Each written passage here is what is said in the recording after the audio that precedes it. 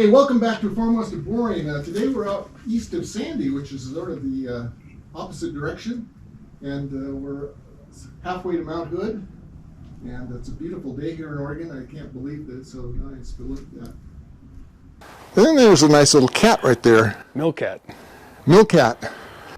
So here we're with Matt, and we're going to take a little tour of his Norwood sawmill. This is our Norwood HD38. We're about 1.5 years into owning this. You know, it's one of those you get in 6 or 7 pallets and a whole bunch of boxes and bolts. But it's been an amazing mill. We chose this one really from our perspective for just the versatility of things you can bolt onto it. You can start small. We've already extended it to, we can cut up to 19 feet 6 inches. You know, you can add full hydraulics if a person wanted to. It does have the power head for adjusting up and down, which is nice, so you don't find yourself cranking all day. So the mill comes, it'll cut about, I don't know, I forget now, but it's about 36 inches between the posts. So obviously if you've got, but what I really liked about it was it's got about a 14-inch throat, so you could take a 14-inch slab off of it. That is very nice. Which is much larger than many of the other mills. I really like the 4-post system. The head is super stable. Putting it on the slab obviously helped a whole bunch, and it just makes it great for cleanup. And of course, being in Oregon, the roof over our head is priceless. So it's saved us. Matter of fact, we built the saw shed before we got the mill just so we could build it in place under the roof because we bought it in the fall and we knew we were going to get wet. But it's got the 22 horse Briggs. I don't think they're doing the Briggs anymore. I was really sad to find out that Briggs got bought out. I don't think it's the same motor that they used to be. Not sure about this one. It's been flawless. It's been great.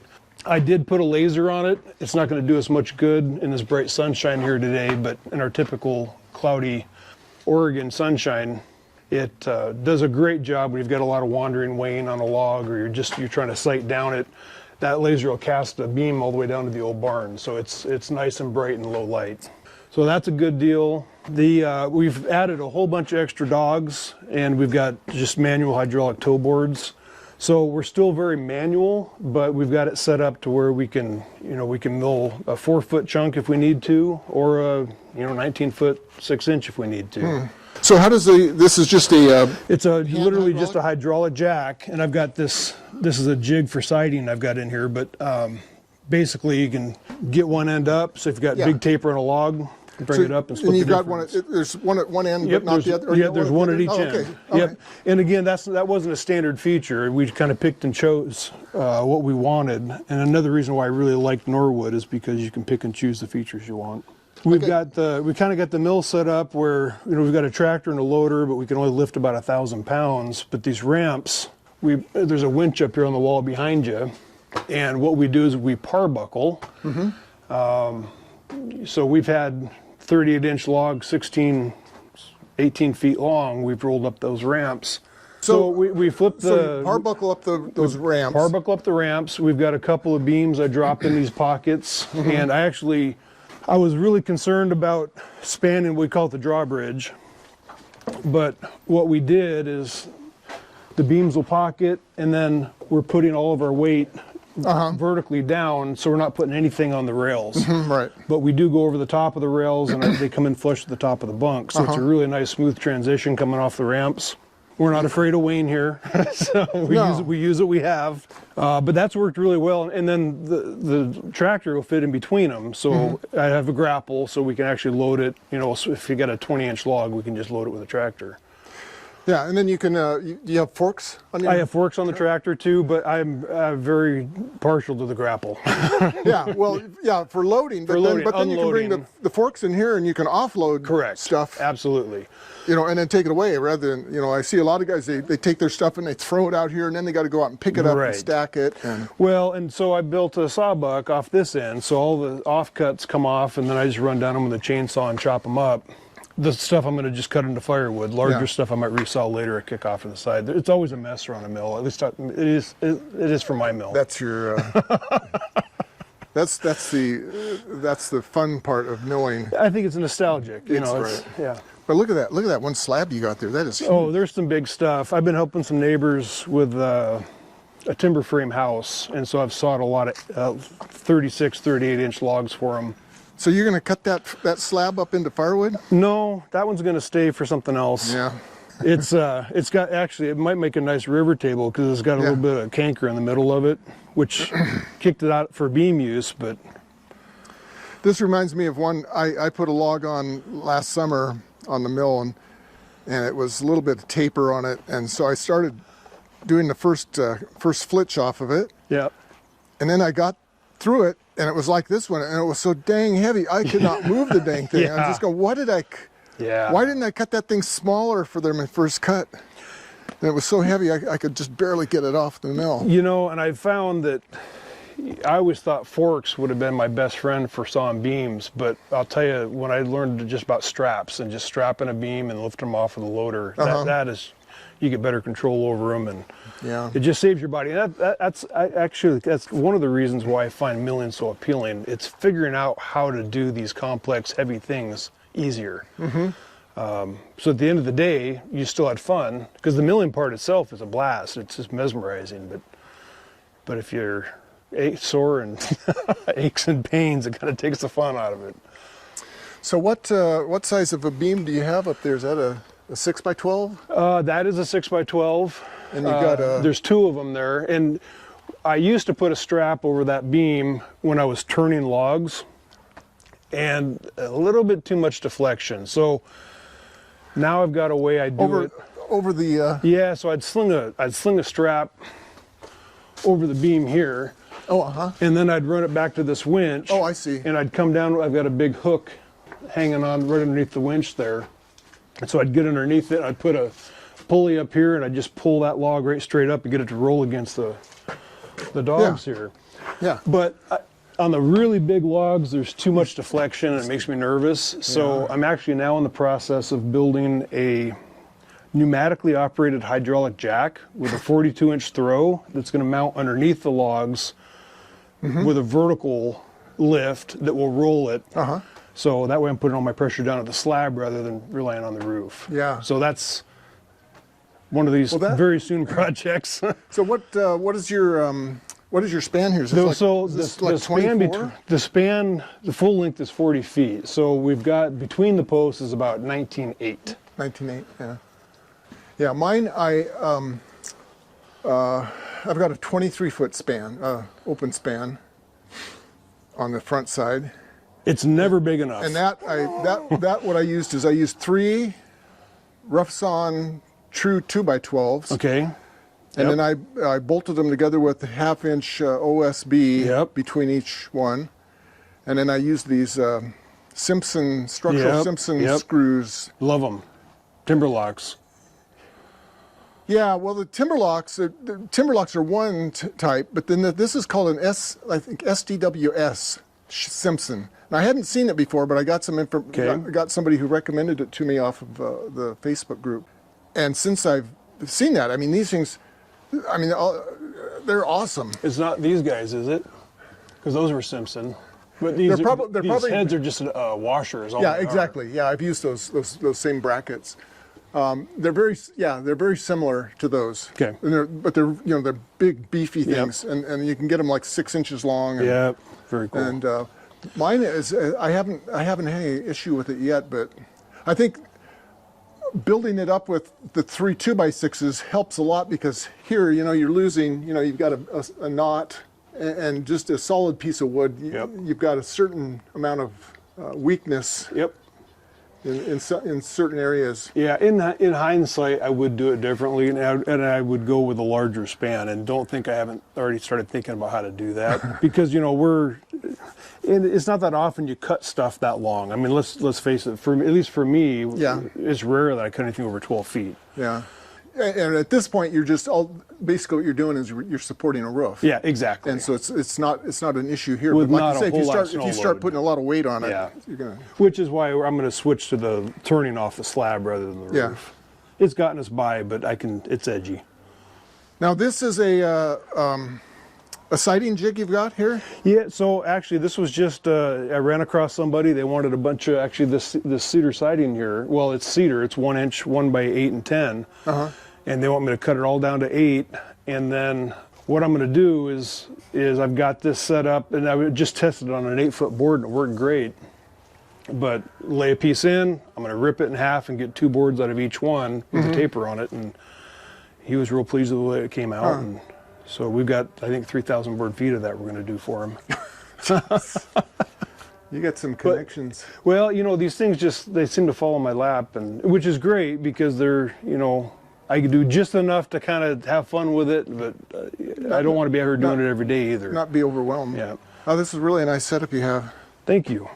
It's that log right there is the largest. That butt is the largest the mill will take. It's with the bark shaved off is exactly 36 inches. And what is it? Is that It's Doug fir. Is that fir? Yeah. And I've had a half a dozen of them that big on there and longer. Really? Yeah, they're not fun. You want to go see the kiln? Yeah. Yeah, we'll walk over this way. I think we've got it loaded with cherry and maple right now. So how much property? There's a little log arch made out of a 3-point post hole digger. Huh. Hooks up with a hitch. I put it behind the side-by-side, and I can pull a 10, 12-foot, 20-inch log out. What do you use that one for? Big stuff. Believe it or not, I've had 36-inch logs on that, and what I do is I have a 3-point blade with a 12,000-pound winch on it that mounts the back of the tractor. Well, there's a pintle hitch on the back of that. Huh. So I run the winch over the top, lift the log up, and then pull it in. Huh. So I lay the log on it and pull it out of the canyon with the front end off the ground. So we've got 25 acres. The house and what you see up here is about 4 or 5 acres, and the rest goes all the way over the top of the hill on the other side. Bear Creek cuts the property in half. We got a bridge over the creek, and there's roads all through it, so there's good access and lots of timber. And that's another reason why we got the mill. We're going to restore the old barn, do an addition on the house. This is beautiful out here. Yeah, it's been a great, we've had it about 24 years. Really? Yep. I built the house in '97. So this kiln was based off of the Virginia Tech design. They did some really great work on figuring out kind of the best way to build these things. So I've just got a tarp for a baffle. I've got just a 12-volt fan. And what we're doing is we're taking all that heated air off the face of the solar and running it down through the front of the stickered stack. And the air has to move, so it comes through the stack and circulates back up.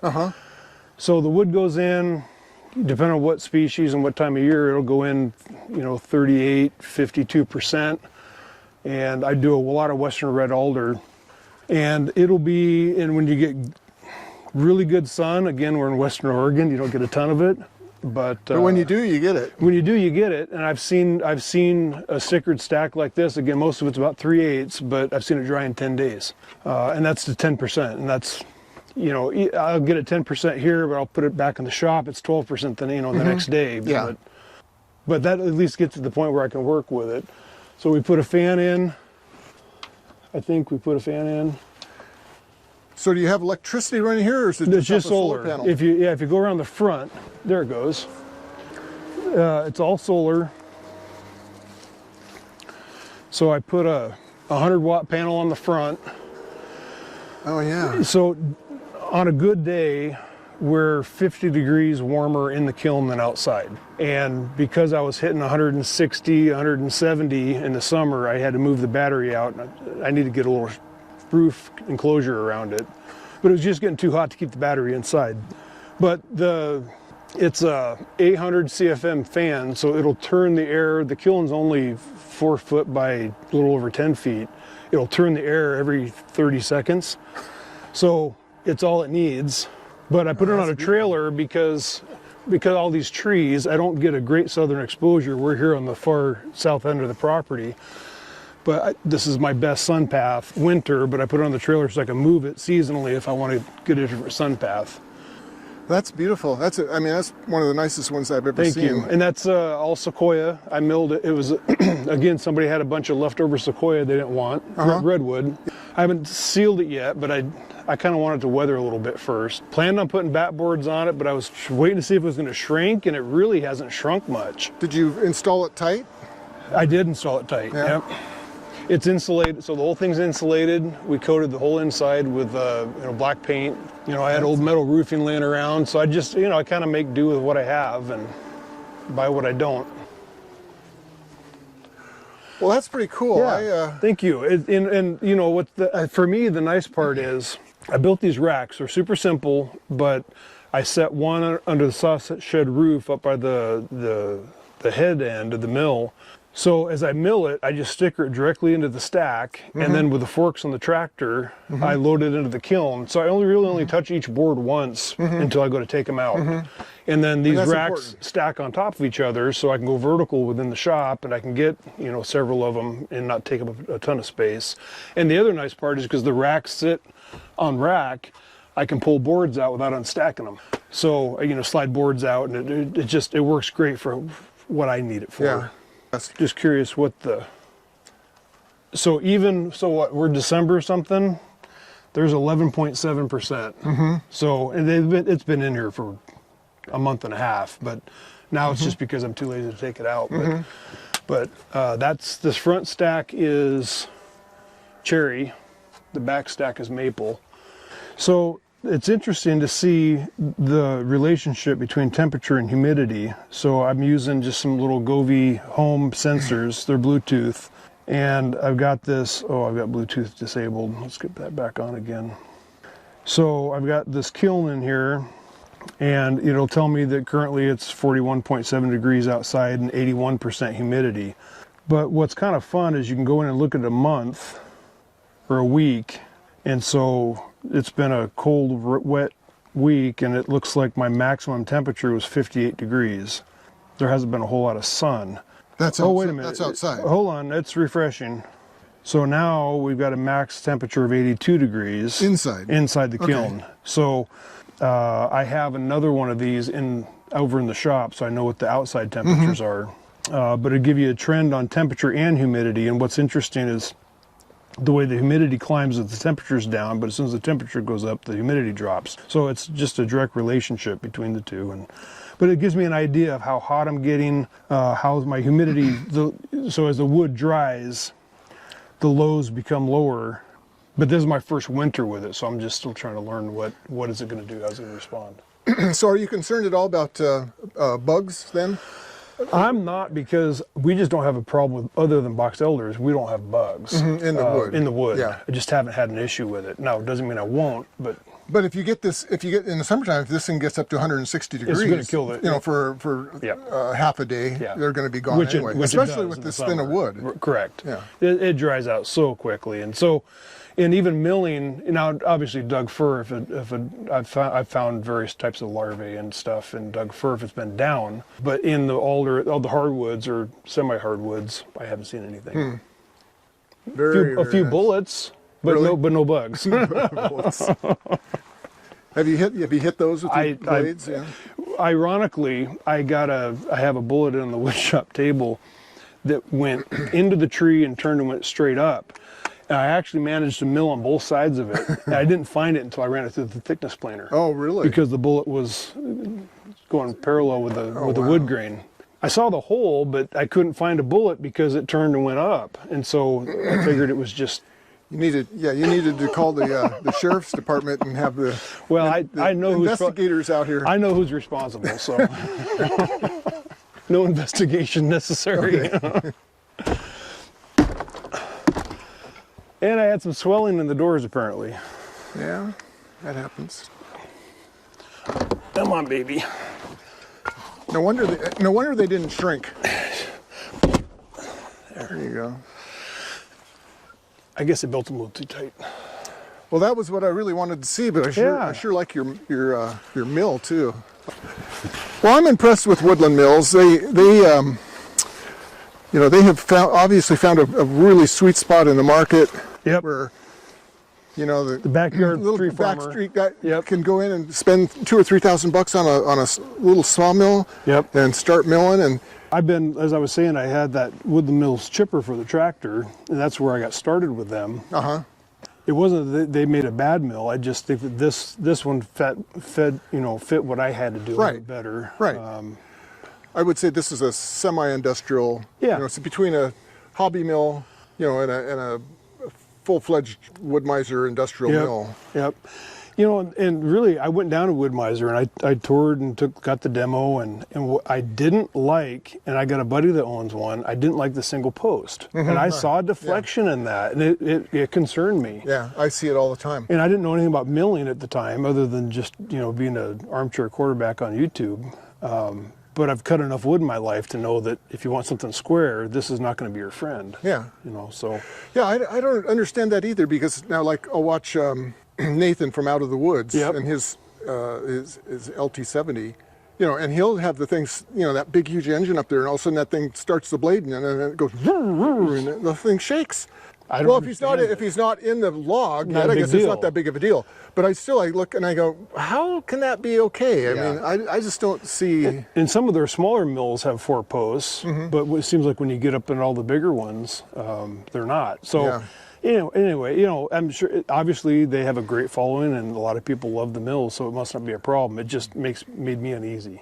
Well, my only problem with Wood-Mizer, and I was a Wood-Mizer guy because I ran that one in Alaska, but and I have a friend from church who has one. And so I was like, I'm going to get a Wood-Mizer, and then about the time I really got serious about ordering one, it's sort of like, they're really expensive, the price has really gone up, and you're going to have to wait a year and a half to get one. And I'm thinking, I'm not going to sit around a year and a half. I was ready, for one. exactly. And so I ordered the Woodland Mills one, and I thought, well, even if I just use this one for a year and then get a Wood-Mizer later and sell this one, I get an email like 2 or 3 days later and says, yeah, you can just go over to the Portland warehouse and pick it up. Just drive over there and pick it up. And so within a week or so, I'm milling lumber. And I would have had to wait a year and a half for Wood-Mizer. And that was another reason for me. And this at the time, they were telling people, the complaint was they were taking 12 weeks, but Norwood was saying, no, we got it down to 8. Trust us, we got it down to 8.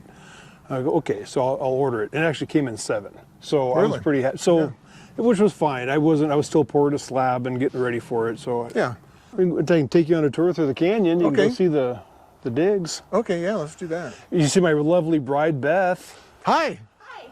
How are you? I'm good. I'm really enjoying this little tour I'm getting This here. is Eric. He's he's got a woodland mill sawmill. Oh, cool. And he lives in, we were debating whether it was really born in Damascus, but Yeah, it's not so happy anymore. Like It's getting pretty crowded, isn't it? but he It's came out to see the horrible. kiln, and of course that kind of grew a little bit. And Well, yeah, we're dabbling in a little bit of everything. it sort of looks like it. her business is just nuts. And what happens is she'll have a big event, and it just puts me over the top. Huh. As a matter of fact, I can see right now we had one bad LED light in all those boxes we shipped out. The ones that were loose on the shelf are good. Yes, if they don't have that lip right there between the end of the light and the end of the block, they've been cut. So that's a factory Amazon. Did you show them the box you made? I did, yeah. Really nice.